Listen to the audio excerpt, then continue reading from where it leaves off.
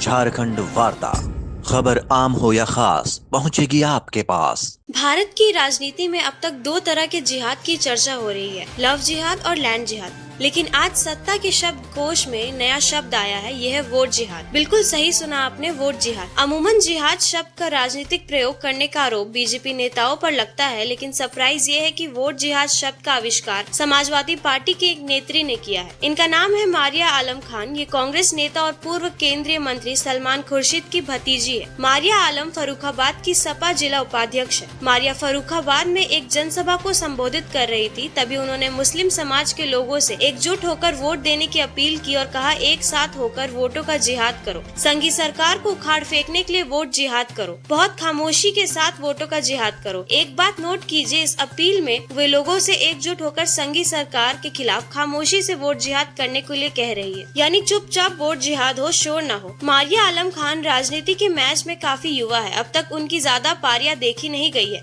ऐसे में पहले ही ओवर में उनका ये वोट जिहाद वाला फुल टॉस बीजेपी को काफी पसंद आ रहा है। बीजेपी इसे बाउंड्री पार भी करना चाहती है, लेकिन मारिया आलम के चाचा सलमान खुर्शीद डैमेज कंट्रोल की कोशिश में लग गए हैं। वो कह रहे हैं कि मारिया संघर्ष करने की बात कर रही है। वोट जिहाद का मतलब संघर्ष होता है, लेकिन बीजेपी कहाँ मानने वाली है। उसने जिहाद शब्द को लेकर काउंटर अटैक लॉन्च कर दिया। बीजेपी चुनाव आयोग से कह रही है कि ऐसी जिहादी मानसिकता वाले नेताओं पर कार्रवाई हो। वैसे तो जिहाद शब्द का शाब्दिक अर्थ किसी काम को पूरा करने के लिए पूरी ताकत से प्रयास करना होता है, लेकिन जब राजनीतिक मंचों पर इसका इस्तेमाल होता है तो विशुद्ध रूप से ध्रुवीकरण की राजनीति के लिए किया जाता है। मारिया आलम चुनाव प्रचार कर रही थी, ऐसे में उन्होंने जिस तरह से वोट जिहाद का इस्तेमाल किया, स्वाभाविक रूप से वो ध्रुवीकरण का संकेत देता है। वैसे चुनाव में वोटों का ध्रुवीकरण कितना होगा ये तो पता नहीं, लेकिन कल तक राजनीति में अनजान मारिया आलम आज वायरल हो रही है। उन्हें वोट जिहाद वाले बयान की मदद से पहचान मिल रही है। मारिया के बयानों को लेकर उनके साथ साथ उनके चाचा सलमान खुर्शीद के खिलाफ केस दर्ज किया गया है। उनके खिलाफ आचार संहिता के उल्लंघन को लेकर कायमगंज कोतवाली में एफआईआर दर्ज की गई है।